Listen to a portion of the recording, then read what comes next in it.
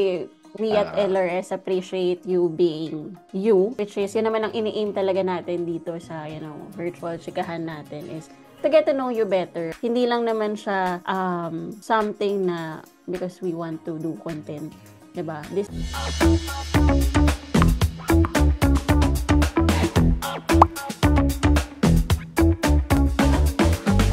Welcome to the virtual break room, and virtual break room is where we can talk or real life stories from the real people who work from home. So this is our very first episode. I'm not sure if magiging pilot episode natin, but let's hope for the best. So just think of this as your corner of the office na where, conversation happens or what we call sometimes, diba, minsan yung si break, kung saan tayo Break room. nagkukwentuhan. Except, syempre, diba, nasa virtual tayo, nasa Zoom, or where we can, talk behind the desk. Vent. Yun, rants siguro or anything na chismis mapag-uusapan natin from office or yung mga ayaw or yung mga most things that we like. Okay, so I'm gonna start. By the way, I'm Miko and I'm the co-founder of LRS, Ligon Razon Solutions. And Ligon Razon Solutions is technically a Filipino VA firm that has been helping U.S. businesses grow while, hiring and giving talented Filipinos to the freedom to work from home or work. So, but today we're not talking about businesses or metrics, KPIs, or client success stories. So today we're getting real, getting personal, and sharing the stories that brought us all together. So with me today is, of course, my fiance Patrick, who is the co-founder of LRS. And of course, my amazing team members, specifically creatives. Sila yung may kita yung, behind the scenes of all the contents. And probably one of these days, itong podcast. And we have Jeff, Jamie, Ramsey, Jason, and of course, Rona. So grab your coffee, tea, or whatever that keeps you going because we're gonna go dive into something we rarely talk about publicly. Where we all before we found our way to remote work. So what made us take that leap? So everyone, I hope that you can share your story. Siguro we will start with sino ang babalahin natin? Pat. Sino ang mauuna? I think siguro si Jason. Jason is very close to me on a daily basis. So, unahin natin si Jason. Jason has been with us for, I think, 1 year. Going Po, one sa year. October 1. Okay, so umpisahan natin kay Jason. So, Jason, ang tanong Palakpakan si natin, Jason. ang tanong natin today is, saan ka ba nanggaling? Kay mama. Manok o sa itlog. Galing pa ako sa magulong setup ng corporate na ginusto ko naman. Kasi po ako marketing student kaya lahat ng hinahanap kong trabaho nung pagka-graduate is puro about sa marketing. Nag-end up sa sales, napunta kung saan nakilala si Sir Pat and si Madam Miko. Tapos ayun, nakakilala ng malupit na boss na nag-push sa akin Wow. mapunta sa LRS. Grabe Ayun yung po. malupit. Opo, yung malupit na boss na yun talaga yung Taiwanese eh. Yung nag-push namin. Kaya nandito Ayaw ako. mamigay ng ng payong. Opo, alam, yung nga po tawag dito. Yung mga times na parang pipirma na kayo, papapirmahin kayo ni Lloyd. Ang gusto niya pa nun, by the way, si Lloyd po isa sa kasama namin. Gusto papuntahin si Lloyd sa inyo. Kasi di ba maulan po na ng time na yun, nung pipirma. Opo, Naalala ko. tapos nasa Manila. To close the deal. Opo, gustong papuntahin either si Lloyd or siya, yung Taiwanese, dun sa inyo. Para maghanap yung pirmahan. Tapos, Oo, may bagyo nun nung opo, nilabas opo. namin yun eh. Sobrang Oo, lakas may ng bagyo nga. mag tapos dun, parang, ano ba yan? Di ba, taga-close lang kami, taga-tawag. So, papunta yun ng ganun. Ayun po. Tapos yun, masaya dito. Kasi, ayun, nandiyan kayo. Ah. So, eto ang question. So, 'di ba, like corporate tama, Opo. Jason. So, before before that job, specific job, that I think I cannot really disclose kung saan. So, meron ka pa bang other work before yon? Opo, nag-part-time po ako dun sa internshipan ko po nung college. That's internship. So, parang Opo. technically, the real job is eto na nga, tong si Mm, company na to. yes po. Pero before Mm. po dun, napasok din ako sa IT company. Na sales pa rin. Okay. Mm. So, both hindi work from home, tama? Yung una-una po hybrid, pero yung boss din dun magaling. Pero Pinoy yung boss. Okay. So, question is, nung nag-work ka ba dito kay company na to, which is the previous one, ito yung last before si Yes po. LRS, meron ka na bang, na-curious ka na ba about working from home? Ini mo na ba na mag-work from home? Yes Or, po. Kasi ano po yung internship ko talaga purely work from home po yun. Kaya talagang kaya yung first job ko before the previous one is hybrid kasi may idea ako sa pag-work from home. So ginusto ko siya Mm. entirely na work from home sana. So nakita ko yung first job, hindi nag-work. Nag-jump ako sa second job which is full face to face. Hindi pa rin nag-work. Tapos habang nandun pa ako sa job na yun, naghanap pa ako ng work from home. Mm. Tapos Anong year yun? ano po, 2024 po, yung sa IT. Tapos, going 2024 po yun. Last quarter ng 2023. Tapos 2024, nag-resign ako doon. Then, second quarter ng 2024, napunta din sa previous job. Tapos, ayun na. Kay lending dun sa lending. Ako po, din sa lending. Okay. Tapos dito na po. so, with that, diba, nung sabi mo, nag-search ka din ng jobs, work from home, how was the experience? Like, mahirap? Is it, alam mo yun, something na Opo. madali lang ba siyang kunin? Yung yung searching part, madali lang po actually kasi kaliwat kanan naman yung mga postings ng work from home, mga hybrid. The thing lang po is, nung time na nagsa-search ako talaga, mostly na nakikita ko yung mga ESL teaching. Mhm. Alam ko, familiar po kayo dun, di ba? Mga ESL teaching, tapos sales na naman, mga ganon na hybrid. Sabi ko, sa teaching, wala naman ang background ng teaching. Background Mm. ko lang sa yung review center ng internship. Sabi ko, baka di ko kayanin. Sabi ko ganun, kasi kalokohan lang ang kaya. Di kaya magturo. So, may challenge sa Yes po. paghahanap, 'di Mm. ba, Yes ng po. work from home. Yung Which is, I relevance po think, sa to akin. any job naman. Actually, hindi lang sa work from home, kahit Mm. naman sa mga corporate, 'di ba? Na-experience nyo din ba before is yung namimigay kayo ng resume, Yes, company to yung Mm. company. walk-in, Yes, mag-walk-in na walk-in. mag-apply. Oo, Tapos 'di Mahirap. ba? hintayin mo kung Pagka magko-contact. Oo, tapos 'di Mm. ba, ako nung college, 'di ba, sabi ko, decided na ako mag-apply ako ng trabaho. Yung nagpa-print ka talaga ng sobrang daming Ang dami. resume, parang thesis, no? Dala-dala mo sa brown folder mo, tapos apply, Oo. mayroong Mm. bakante. So, 10. 'di ba, shooting your shot din eh. Minsan hindi mo Mm. alam kung fit ba sa'yo yung job or hindi. Well, same naman talaga sa work from home. I mean, nandyan yung trabaho, you just have to apply. Pero sometimes, minsan, mache-check mo yung boxes eh, pagdating sa dulo, medyo may mahirap na part, 'di ba? Opo. Mm. Minsan meron akong nabasa na kailangan summa cum laude or Oo, yung cum laude. May standards. mga ganun eh, 'di ba? Parang Mm. check na lahat eh. Lumigwak ganun ka lang pagdating sa dulo eh.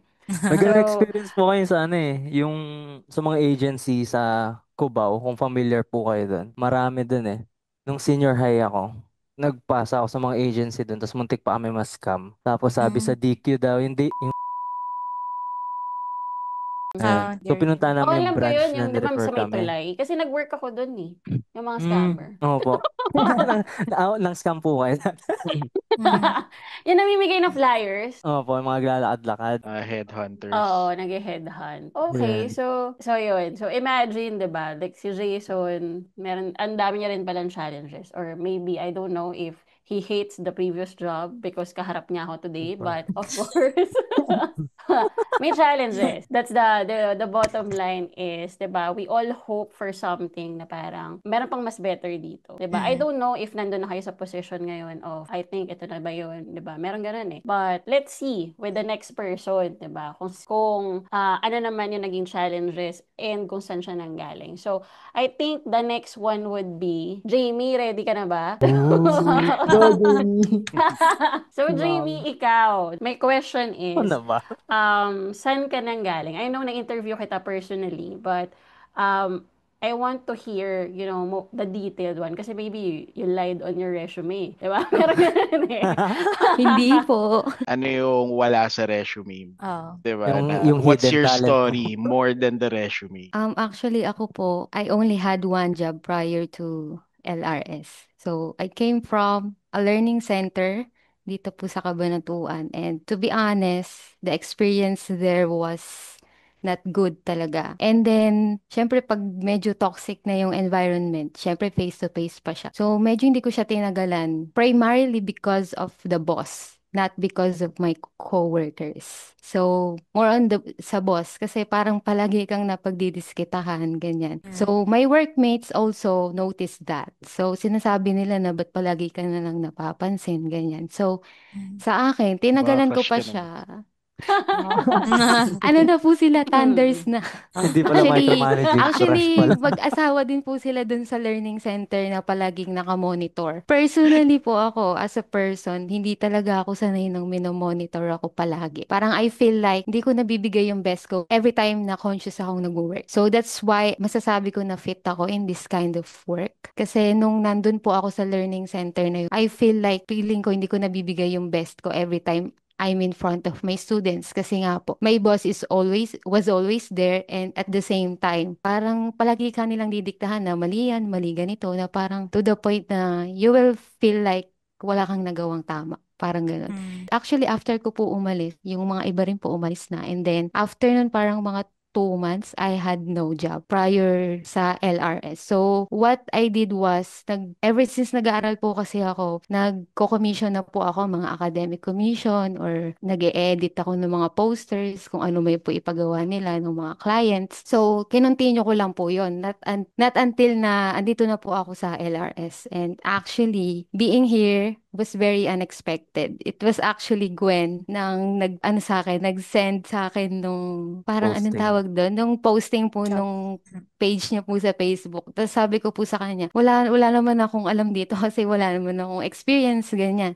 So sabi niya, try ko lang daw. Pero sabi niya na sa akin na parang she wanted me to parang refer me as a creative na before. Kaso nga lang parang hindi po yata open. Tapos ayun na, hanggang sa hindi ko na siya in-expect kasi parang 2 months po yata yung parang May lumipas na turnaround walang time, no? 2 months. Updates. update, ganun. Tapos parang my friends and I were actually planning to go to Pampanga na to look for job na. Pero nakapag-apply na po ako dito and parang nakapag-initial interview na rin po yata. But yun nga, wala po talaga akong ine-expect from LRS kasi nga parang matagal po yung update. So, ayoko naman ng umasa, ganyan. Tapos, ang nangyari po, prior sa employment, bago ako makatanggap ng parang hired na ako, ganyan, there were 2 schools who actually wanted me to conducted a demo sa kanila. Pero dahil Preaching. nakapag-final interview na po ako sa inyo nun eh. Mm. Parang after the final interview, the next day, and then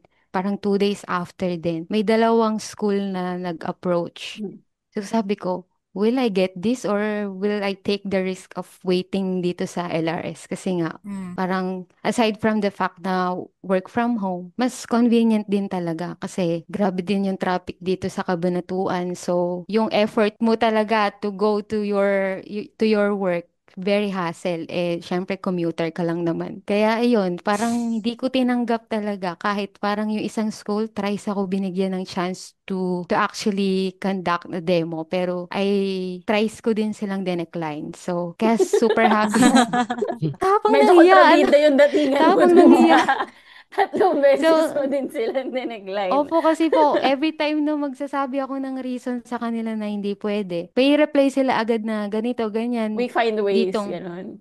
parang binibigyan po nila ako ng time and date, yung venue kung saan gaganapin. Tapos, hindi ko na siya tinanggap kasi parang, I feel like I belong here. Wow! I belong here. Ten, ten, ten. Actually, Swift parang yarn. mafe-feel mo naman po talaga if para dun ka sa isang work environment or hindi eh. So, I just trusted my gut, my instinct na I belong Sino si God? here. Baka alma So, mater mo kasi yun sila, kaya reach out so na reach out ayun, sa'yo. I'm here. The rest is history na. Oo, may history na. Ang ganda ng story ni Jamie, no? Actually, ngayon ko Mm. lang narinig yun. Parang pang-relationship yung sinabi mo, Charot. Twist. Pero, pero ang ganda ng story niya nung Mm. before, it's a mixture of finding yourself, 'di ba? Where Yes you po, fit. talaga. And at the same time, hindi rin maganda yung experience niya dun sa pag-work nga. And Hindi po imagine talaga. that first work, tama, first Yes job mo po. yun, Tapos 'di ganun ba? po yung Ganon. experience. I really can't relate. I really can relate, I mean, dun sa, kasi ako, job hopper ako eh. Mahilig ako mag-hop ng job. Pag feel ko na parang hindi na to para sa akin, I usually jump to another. Pero yung lilipatan ko, feeling ko, hindi na naman para sa akin yun. Pero sometimes, bigger yung pay. Pero, lipat na Tatsagain. lang, ganun. So, feeling ko, talaga ako, grasshopper talaga ako in a past life. Talento. Hop ng hop. Oo. So, Jamie, ang question ko naman sa'yo is, meron ka bang namimiss dun sa old setup that wala na, you wish na you still have, or doing it ngayon sa LRS o sa work from home set? Siguro po sa setup, wala naman po akong namimiss. Pero yung coworkers po before, of course, sila po yung namimiss ko kasi they actually guided me to really cope with the environment na meron kasi nga toxic. Pero the setup, yung face-to-face, not at all talaga. Parang I feel like di ako para. Or siguro Inverter. hindi lang po talaga ako fit dun sa environment nila or sa system ng boss. So, inverter ka, Charot. So, introvert. Okay, so I think meron tayong next topic, no? Kung yung katulad ng sabi nga ni Jamie na, 'di ba? Ang nami-miss niya hindi yung old setup ng work, but it's the people, 'di ba, Mm. na you work with. Sometimes, yan lang din talaga yung nakakapagpa-stay sa'yo ng matagal, 'di ba? 'Di ba? Sila Pag binibigyan ka talaga. ng lunch, ganun. Or sinasabay ka sa Yossi Drake. tricycle. Sige, so malay nyo, di ba? Pwede nating maging next topic naman yun. Thank you, To learn Jamie, for more. sharing. Oo. We at Ah, LRS appreciate you being you, which is, yun naman ang ini-aim talaga natin dito sa, virtual chikahan natin is to get to know you better. Actually, hindi lang naman siya something na because we want to do content, di ba? This is me. Kasi basically, wala naman akong talagang time. And this is my only time to get to know everybody on a deep level, 'di ba? Which we will, maybe mahuhon pa lalo kapag when we see each other sa anniversary, which I'm very excited about. So, next naman kay Jamie is, I think, Jeff. Hooray! Jeff. yun. Yun. Si Pretty. Hello. Hello po. Kailangan pa ba kita ng Ah, intro? Ay, okay na po. Hello everyone. Ako po si Jeffrey Bangalaw. Most of my friends call me Jeff or Jeffoy. And graduate po ako ng Information Technology noong 2018. And I was born and raised. Born and raised. Wow. Born and raised Nag-introduce sa yourself. Davao City. And ayun po. Pero lumipat kami dito sa Jensen kasi nga po yung papa ko is namatay po siya sa liver cancer. After po nun, grabe, sobrang laking changes. Parang naiyak ako. Sobrang laking changes na sa family namin kasi nga si mama na lang yung nagpo-provide sa aming magkakapatid tatlo. And after po nun, nung college, nag-start na po talaga ako mag-work. Second year college sa bilang cashier sa and sa isang maliit na cafe as barista. And Mm. doon ko talaga natutunan yung kikihalubilo sa mga iba't ibang klase ng mga tao, sa mga iba't ibang personalities, ganun. Tsaka yung value ng hard work. After nung graduation, akala ko makakaland ako sa decent talaga na job na inline sa sa course. Of course. Yung unang is napasok ako sa networking. Mentor Kasi Daniel. Power! Ikaw pala si mentor ng LR. Sample nga, Jeff, pagka magsispill ka, for example, may ay, kukumbinsi, may bubudulin ka, anong linyahan mo? sama po muna kayo sa amin doon sa office. May ipapaano lang kaming maganda opportunity sa inyo, sir. Ganun. Like as in, nasa labas po Sama talaga agad. kami ng mall. Like, Ah. Talaga, naabangan talaga ganun. namin yung mga tao. Like, grabe Ayun. naman tong May pinakaunang job libreng ko. pamakdo. Di ba, Wala iba? po. Wala. Tubig Wala. lang. Uy, sa ibang Tubig. pamerienda. Tubig. Mahirap yung networking na napasukan ko. Pero, So, hindi parang inline dun ginrab. sa course mo. Hindi po eh. Kasi akala Ah, ko that time parang sign na ba to na Ito na ba, Yayaman ka. yayaman na ba ako? Ganun. Akala ko ganun. Kasi Oo. Kasi kakagraduate ko lang. networking So eh. parang ito na Napaka-convincing ata yung talaga sign, yun. Lord. Thank you so much. Ganun. Pero ayun nga, akala Nagpasalamat ko na kaagad kay Lord. kasi akala ko yun na talaga yung sign. Pero wala. Pinitik ka Na ni parang Lord. 3 months lang po ata ako nag-last doon. And after nun, may nahanap naman ako ng job talaga na. Pero sa isang stall, sa mall lang siya. Bali, yung ano po siya, yung cane juice. Alam mo yung sugar cane po. Tapos, Sugarcane. oo, Oo. yung nilalagay sa Yung may machine. juicer. Tapos, oh, yes po. Ah, Ginrab ko yun kasi nga above minimum siya. So parang mas okay na to kaysa sa networking para may pera ako, ganun. or even sa mga fast food, di ba? Mas mataas. Kaya doon ako nakapag-start ng totoong work setup po talaga. After nun, yung ka-workmate ko doon is naghahanap po yung kuya niya ng admin assistant and parang, ay, ito na yun. Parang inline na Ito na sa ulit. course ko, admin assistant. So, in-applyan ko po at luckily nakapasok naman talaga ako doon sa job. Pero yun nga, like yung kay Jamie kanina, parang hindi din ako nagtagal kasi nga parang hindi ko feel yung mga kasama ko po talaga. Kasi parang sobrang brusco po nila na parang sobrang lalaking lalaki na parang hindi ako maka-fit sa kanila. Parang hindi ako Sila ano. mga IT, Tapos, ikaw mga ate. totoo, parang nirereto pa ako dun sa mga babaeng agent. Ayun, patin. Parang ayaw. Mas maganda ako dyan eh. Oo nga, parang mas babae pa ako Mali. dun. So, Yung pala inayawan ni Jeff. oo, parang di Wait talaga lang. ako. Question. Ito ba yung same kayo ni Bea? Hindi pa po. Ay, Ay, hindi pa hindi Ano po. pa po, pa. Okay, sige, before hindi pa. before pandemic pa po ito. Plot Ah, twist, si 1K Bea lang. yung nirereto. Ay, hindi naman. Yak, yak. Tapos ayun po, nangyari yung pandemic sa kagaya ng karamihan na isa din po ako sa mga nawala ng work habang nasa bahay. Like, for di ba, for fun lang tayo nun. Like, wala tayong ginagawa. Tapos, nag-download ako ng mga apps and doon ako nakaano na pwede palang pagkakitaan yung mga apps na yun. Akala ko for fun lang, karaoke, karaoke. Tapos, ayun, yun yung naging main source of income ko nung pandemic. And doon ko rin nakita na yung ibang side ng sarili ko na kaya ko rin pala mag-explore ng mga iba't ibang opportunity. And after po nun, noong 2021, after ng pandemic, nakabalik na po ako sa corporate world. Doon po kasama ko si Bea. Doon na po talaga yung pinakatagal kong work for 3 years. And tatlo po yung naging position ko doon as telecollection specialist, admin assistant, tsaka sales officer. So before that, And magkakilala na kayo ni Bea. yes po, classmate po talaga kami nung, nung college. IT rin si Bea. IT Oo, din. IT Oh. si Ay, Bea. So So, after nung pandemic, yun na yung corporate. Parang yung 3 yes po. years ka dun. Opo. Okay. Doon na po talaga ako tumagal. And ayun nga po, sa 3 years ko doon, parang okay, okay talaga. Kasi tumagal din po talaga ako kasi parang family din po yung turingan namin doon. Kaso nga po, parang nafe-feel ko na parang hindi na ako nag-grow doon sa job ko. Tapos sa sahod din po, parang hindi na siya nag-increase. Ganun. So parang naisip ko na what if take risk. And ayun po, yung partner ko po si ngayon is naghahanap po yung client niya online ng mga virtual assistant. Nakapasok ako doon. Pero hindi siya yung client na parang stable talaga na like parang yung contractual lang po na may mawawala, meron na Project-based, naman, parang ganun. opo, yun, project based. Ayun po, nag-resign ako doon sa work ko, naging freelancer na lang ako nung after no October last year. And akala ko magiging stable and doon ko na-realize po na pagiging freelancer hindi po talaga madali. May mga times na sobrang laki ng income mo.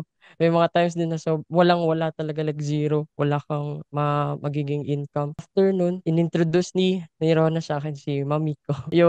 Alam mo yung maliit na task dati. Kung na-remember niyo Yung pa po yun. typing gig. Typing. Yes Typing. po. Minessage ko si mami ko kung may mga nag-hire pa po sila, ganun. And ayun, nung February, nakapasok na ako dito sa LRS. Ayun po yung story ko. Ang dami ding pinagdaanan ni Jeff, no? Oo.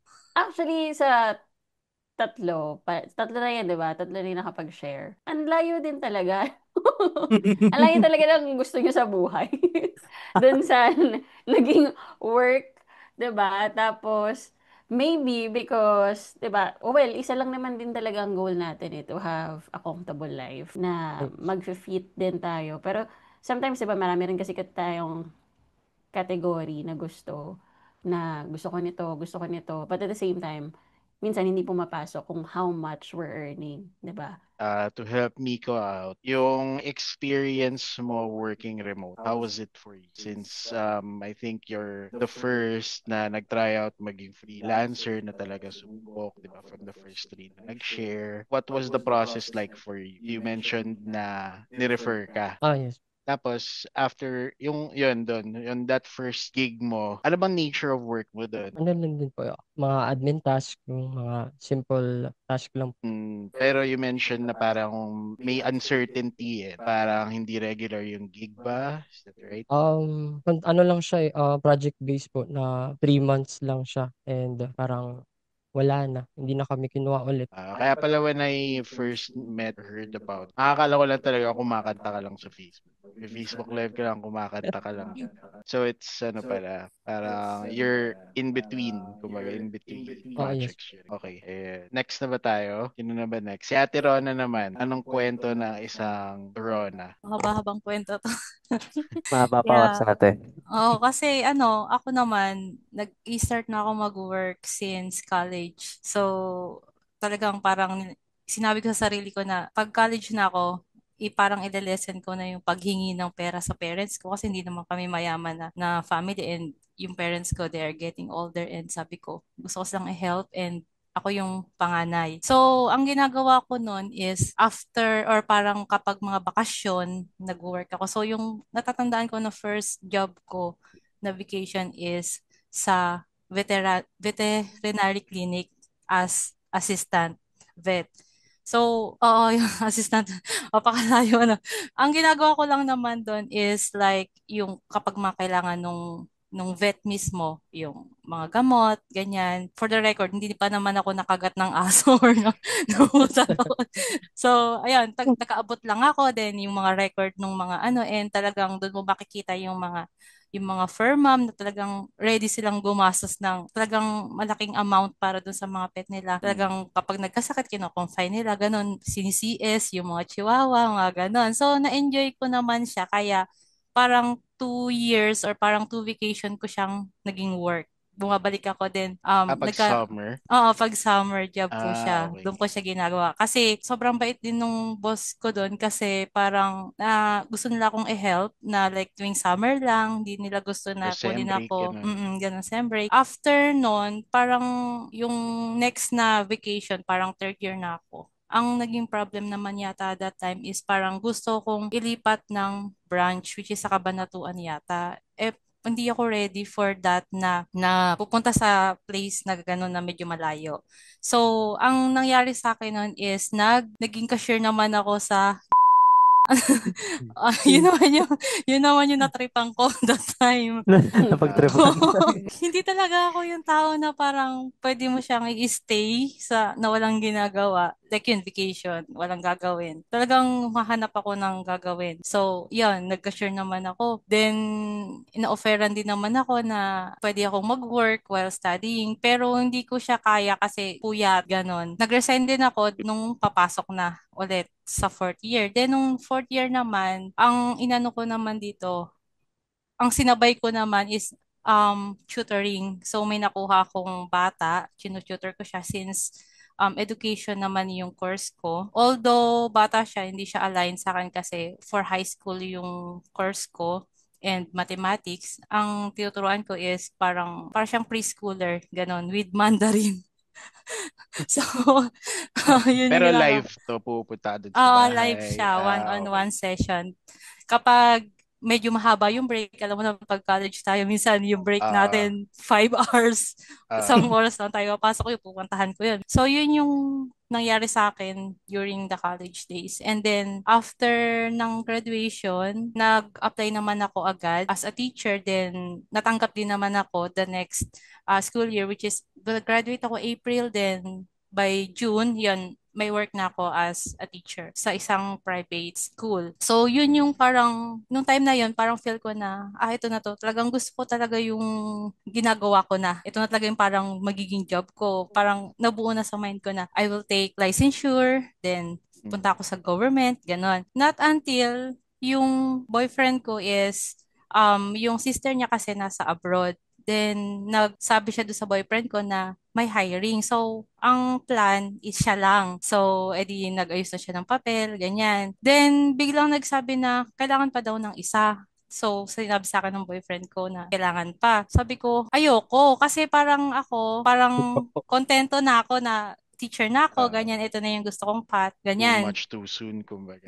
Tsaka yun nga, wala akong alam gawin. Hindi ako sanay magluto, maglaba, lahat. Hindi ako sanay. Parang nakakabigla na gagawin ko to. Pero, ang nakita ko din, since hindi nga kami mayaman, then ako yung breadwinner, ganyan. Walang natitira sa salary ko. Kasi, alam niyo naman sa private school, napakababa. Lalo nung time namin, parang 12,000 to 15,000 lang yung nagiging salary namin doon. So, daming expenses, bills, then pinapaaral ko pa yung kapatid ko in college din yata nung time na yon. Ayun, sabi ko, nag-isip din talaga ako na ba't hindi ko nga subukan. Kumbaga doon na ako na nanimbang kung ano yung magiging comfortable yung life namin or yung passion ko na itutuloy ko pa ba. At that time, parang naging mas matimbang sa akin yung gusto ko siguro na bigyan ng better life yung family ko. So, ayun, doon na ako sige.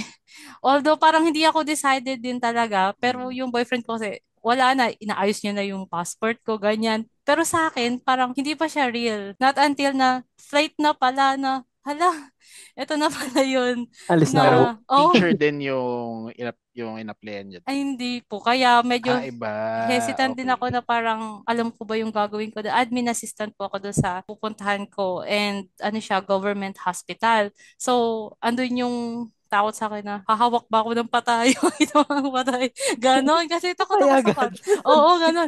Baka mamaya pag linisin ako ng mga maraming sugat, mga ganon. Tinatanong ko talaga yun sa kanya, ano ba gagawin natin doon? Eh, parang ang pagpunta namin doon, admin assistant, then parang hindi pa alam kung saan ka ipi-place. So, yun yung mga parang worries ko that time na bago kami makarating doon. Tapos, nung nakarating naman ako doon, so, okay naman. Actually, nagustuhan ko yung work sa office, ganyan. And then, stay naman ako doon ng 4 years and honestly, if hindi talaga kami aalisin doon, parang siguro magtatagal ako doon ng kahit 10 years. It happened lang talaga na in-end yung contract namin dahil merong kasi government siya and parang ang gusto nila is alisin na yung mga ibang lahi. Ang gustong ilagay is yung mga Saudi nationals. After 4 years, umuwi kami ng Philippines. Hindi muna ako naghanap ng job kasi I was pregnant nung umuwi. 3 months pregnant. Then medyo parang Made in risky. Saudi pala si Oh, si Amir. Kaya ganun Ah, yung Imported. name niya. Kaya conceived in ganun. the Philippines, made in Saudi. Oo. Kaya sabi namin pag nagkaka-baby kami, kung saan siya made, dun siya in-name after. Kaya yun yung story. So Pagbalik may na. plano pa kayo sa ibang bansa? Oo. Bumuo. Huli. Na ano tuloy, Pwede pala na-reveal na. maging membro ng Money Heist. Parang remembrance. Ganun. Yung mga ref magnet si Amir. So, ayun, pag-uwi ko ng Philippines, bed rest kasi nagbe-bleeding and bawal magtumayo. Inintay ko pa yung talagang after ko manganak. Pero ang ginawa ko noon is nagre-review ako for civil service kasi habang naka-bed rest ako, pinaplan ko yung future ko, ano yung gagawin ko in future kasi iniisip ko, ang layo ko na sa teaching. I was 4 years away dun sa path ng ng teaching ko. Ang hirap bumalik. Kung mag-abroad ka ako after ko mga anak, ang hirap kasi may baby akong iiwan. So, talagang nagpa-plan out ako that time. Ang ginawa ko, nag-review ako for civil service. Hindi ko na consider yung pagkuha ng licensure kasi hindi ko na nga din gustong bumalik sa teaching. So, civil service ang tinarget ko. So, March, after ko mga anak, October ako nanganak, that year din next year, March, yun, nag-exam na ako. Then, nakapasa naman ako. Then, nag-apply ako sa mga government na. Nung nag-apply ako sa government, kasabay din nun, nalaman ko yung online jobs. Doon ako nag-search din na, ano kaya to? Paano kaya? Tapos, sinasabi ko, totoo kaya to? paano kaya ako sweldo dito? Ganun kasi kapag like, hindi ka talaga, di mo talaga alam yung, Bago. oo, Mm-mm. tayo kapag on-site, may ATM, sa sweldo, ganun.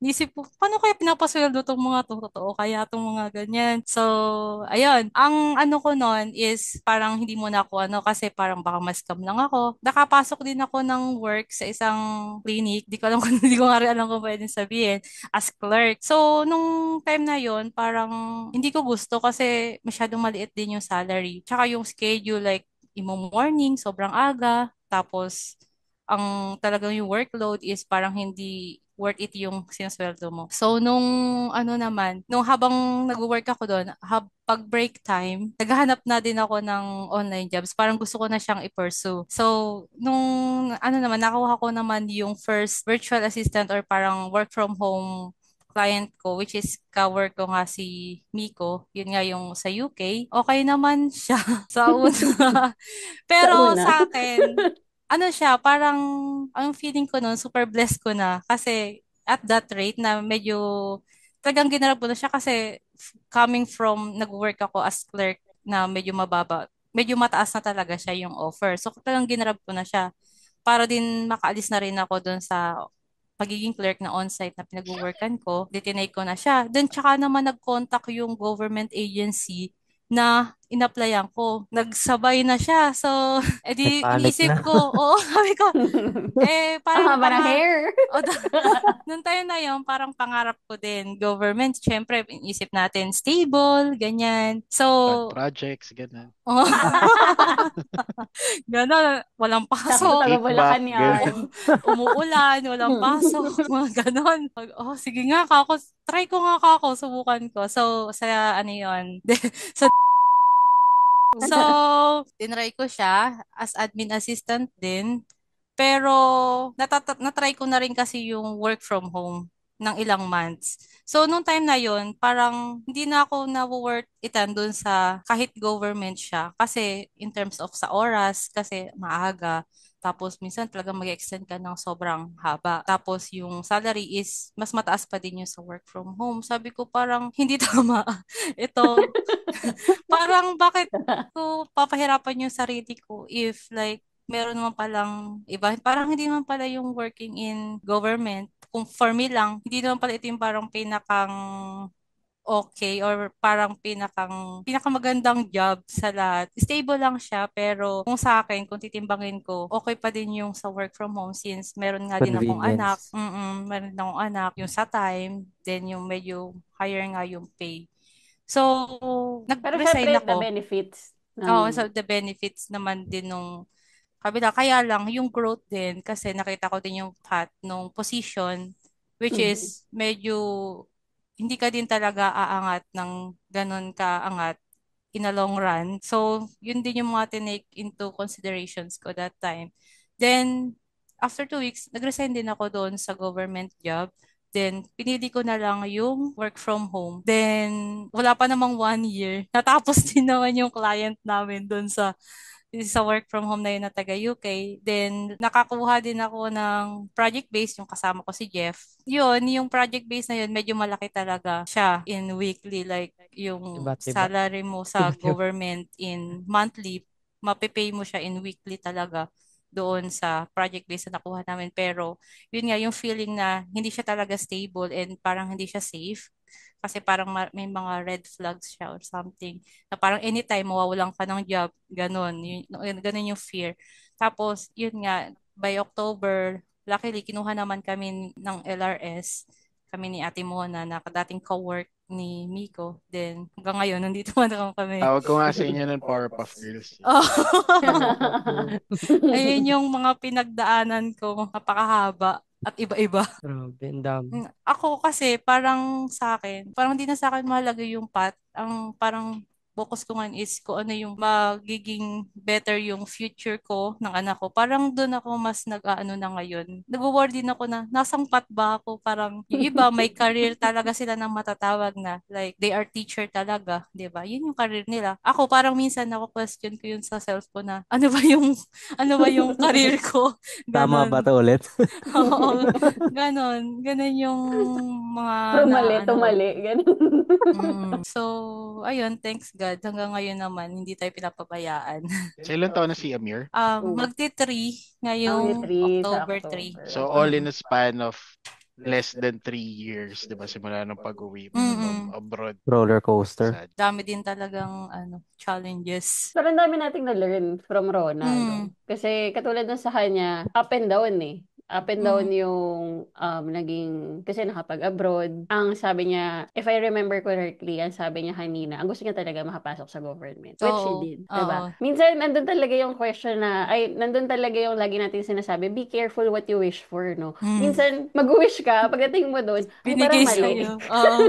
Parang Kaya, hindi ito yung gusto ko. oo. Diba? Minsan kasi on that specific timeline, kung Mm. nasaan ka man, may gusto kang isang bagay. But over time, due to circumstances, situation, or Mm. even, di ba, yung katulad nung nag-pandemic tayo, di ba, lahat tayo parang gusto natin mag-work from home. Pero noon Mm. gusto ko sa labas, gusto ko field. Pero Mm. pagdating ng pandemic, everyone wants to just work from home because Mm. nakakatakot ka naman lumabas. Nakakatakot. So, over the course of 3 years, talagang ang dami mo nagustuhan. Oo.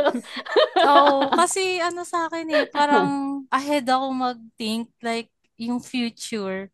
Ano yung magiging future, ganyan. Ganun ako Kaya andito pa ako sa situation na to, iniisip ko, ano yung mangyayari in next year, ganyan. If nandito ako sa gantong situation. Ganun yung iniisip ko. Kaya minsan nagkakasabay-sabay naman talaga yung mga ginagawa ko at the moment. Tapos sabay-sabay silang dumadating talaga. Ngayon, ang inisip ko naman, mag-upskill. Ganun naman yung, Pero pag nag-upskill ka naman, hindi mo alam kung anong gusto oh, mong anong i-upskill. Diba? i-upskill Kasi gusto mo yun. lahat sabay-sabay, di ba? Oo, hindi naman ang pina-find out ko ngayon, kung saang field o anong Pero surely, work from home siya, ganun. Honestly, hindi pa ako ulit na gusto ko government. Parang nawala talaga yung yung appetite ko. Parang nasa work from home talaga yung ko ngayon, yung gusto kong gawin. Ng puso. Mm-mm. May ganon. I mean, meron kasi tama naman yung sinabi din ni Rona kanina, 'di ba? Na meron ibang tao na nahanap na talaga nila Mm-mm. yung gusto nila, 'di ba? Na parang dito ako magaling. Siguro nahanap lang nila na mas maaga compared to us, 'di ba? Mm-mm. Even me myself as 'di ba, founder ni LRS. I feel stuck. Minsan, hindi ko rin talaga alam anong path yung gusto kong i-take, 'di ba? Even, 'di ba, tayo na we're servicing services, 'di ba, sa US. And minsan hindi mo rin alam ano ba talagang gusto mong i-service, 'di ba? Yung Mm. minsan, punta na lang kaya ako dyan. Gusto ko na mamigay ng flyers as dates. 'Di ba? Hindi mo na alam kung ano talaga yung gusto mo. But that's because we're just humans. Mm. That's the real thing with us kasi 'di ba, we feel na we want like this, we want to be like this, but with the specific 'di ba, situation na nasan tayo ngayon, wala, yun lang. Kung ano lang yung nandyan, 'di ba? Or Mm. sometimes di mo pa nga alam, masaya naman ako dito, pero parang gusto ko ng more. 'Di ba? Mm. I mean, I'm earning enough, kakasama ko yung anak ko, nakasama ko yung pamilya ko, but I want more, but I don't know what, 'di ba? May ganun may ganung Mm. question, 'di ba? Kaka-TikTok niyo yan.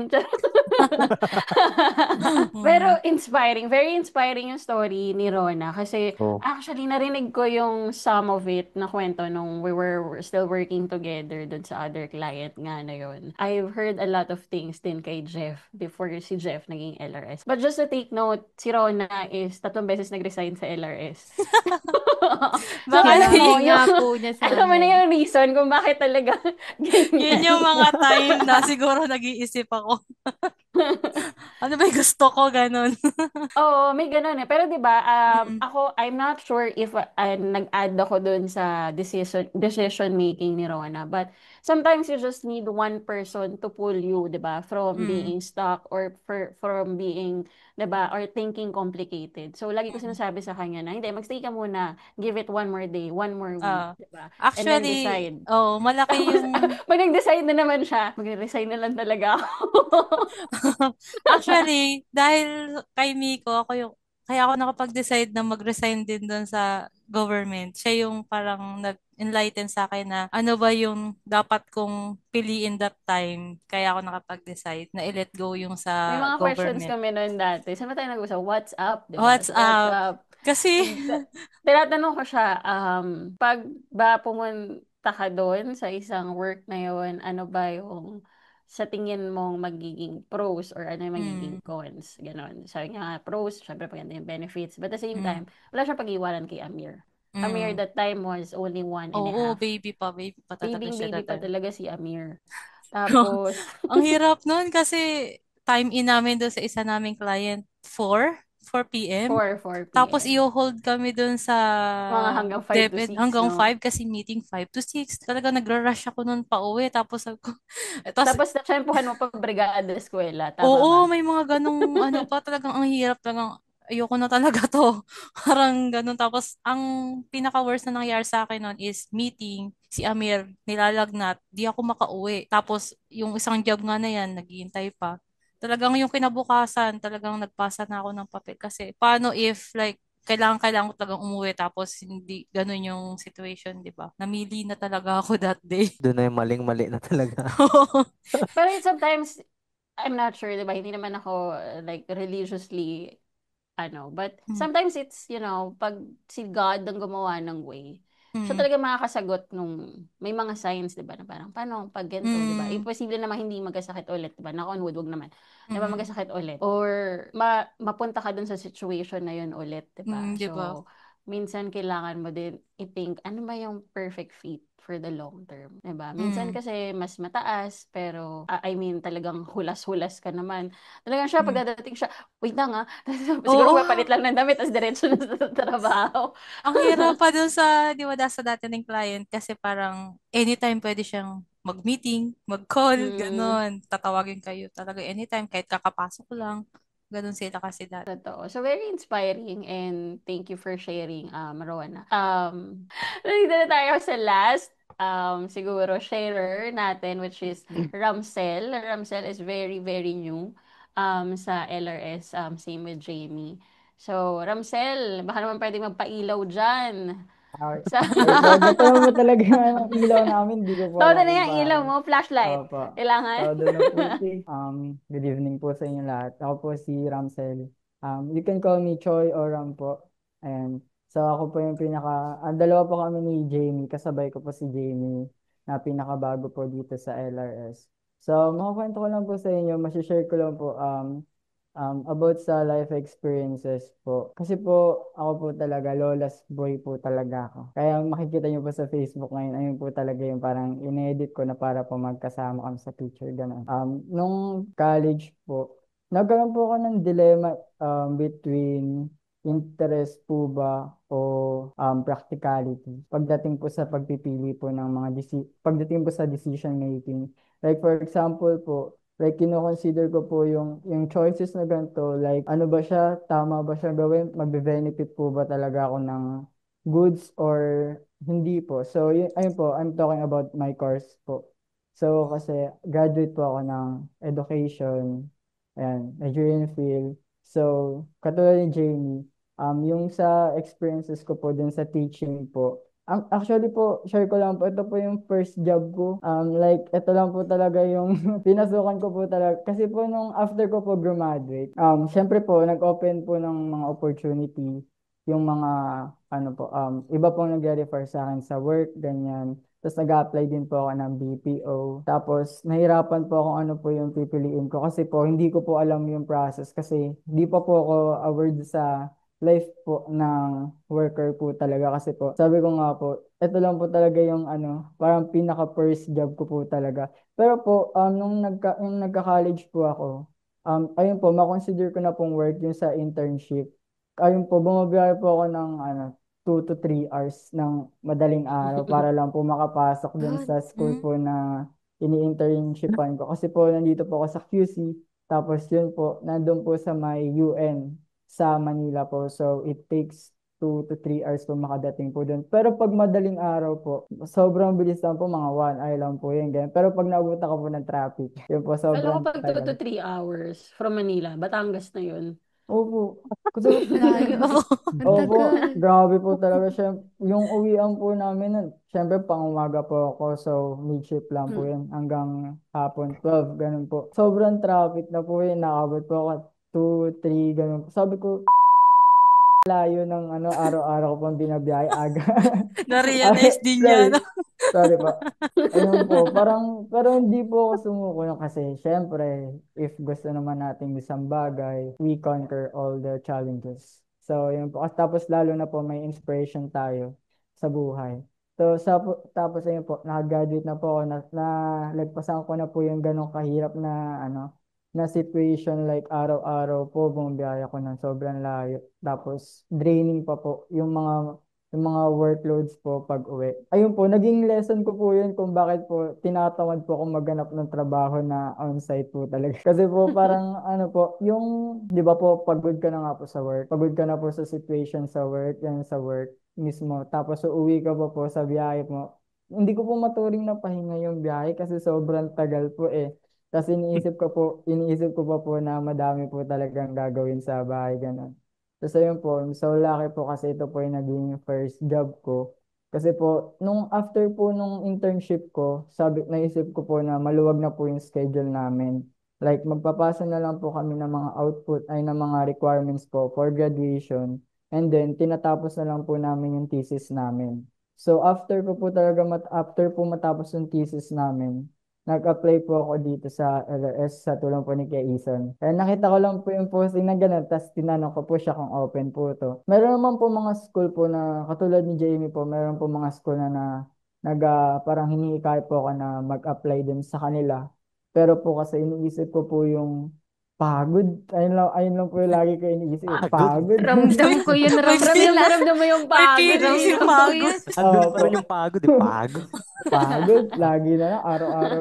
Tapos araw-araw pa po yung pasok ng, di ba? Syempre po, DepEd, o di kaya private sector. So, Monday to Friday po, araw-araw yun. Sabi ko po, Hilingin mo holiday lagi. ayoko po talaga. Umuulan. Ayun po talaga yung laging hinihiling na siguro ng iba po. Meron nga po nakikita mga gano'n po, mga teacher din po na kabatch ko. Tapos napapagod po talaga sila. Tapos hindi pa po ganun kataas yung sahod sa economy natin ngayon na hindi po masusustain yung sahod na ganun. So, ayun po, sobrang sobrang thankful po tayo kasi kakaisang po yan eh, tropa pits eh. Napasok po ako dito sa LRS. Tapos yun po, ayun po, ito po yung first job ko. Hindi ko po alam kung paano magtrabaho talaga, pero ginagawa ko po yung responsibility and yung task na dapat gawin ng isang worker. So, tapos samahan pa po ng mababait na kasama, ganyan. Like ito po yung pinaka number one factor po na nag-a-affect po sa performance ng isang worker. Yung environment po na meron sila. Parang ayun po yung magiging motivation nila para po pumasok ng pumasok, ganun. Kasi po meron po iba na di-drain po talaga sa mga ka-work tapos Work. environment. Tapos yun po, so thank you po. I'm here. Sa diploma. Sana po tama yung mga pinagagawa natin dito lahat. Pero tama po yung pinagagawa ko. Tama naman, I guess. And we're happy to hear na masaya ka with LRS. And of course, we're happy to hear na syempre yung story mo. Kasi syempre we only have short time nung na-interview din kita that time. Hindi pa niya ma-figure out kung nasaan yung speaker niya nung oras na yun. Opo. Pero, yun, doon, actually narinig ko din na sinabi niya nga na ganun katagal niya tina-travel. So, but of course, in this, first dito sa episode na to is, we respect all professionals and even Yes po. hindi naman dun sa, basta workers, di ba? Any profession man yan, we will respect how they do yung day-to-day basis na kailangan mong pumasok sa trabaho and then beating the traffic every day. Diba? Sometimes, diba, yung iba ang lalayo talaga ng lugar but syempre hindi tayo pwede mawalan ng trabaho, diba? Opo. Hindi pa tayo mayaman. So, but we're really lucky enough na meron tayong opportunity to, work from home, to find ourselves, 'di ba? Pag meron ba kayong mga moments na parang wala akong maisip na content today. Opo. Hanapin ko muna yung sarili ko. May ganun moments, 'di ba? Nakakapag-isip tayo, pero minsan meron naman tayong mga work, 'di ba? Pag nasa office ka, bakit ka nakatulala, 'di ba? Bawal kang tumulala, 'di ba? Parang 8 hours bayad ka lang talaga nila, yun lang yung gagawin mo. So, dito sa minsan nakakahinga naman tayo kahit papaano. So, yun, thank you for sharing. But to be fair, siguro mag-share din kami ni Patrick ng saan ba kami nanggaling? Start siya college ako kasi sobrang pasaway ko sa tatay ko. So, nag-less ako. What year nagkaroon ng tanong sa sarili na parang, am I still doing the right thing? Or am I still on the right path? Yun, 17 ako nag-start as a working student kasi college ako noon. Same, walang, like, parang si Rona na parang, alam mo yun, hindi naman kami pinanganak ng may gintong kutsara, sabi nga nila.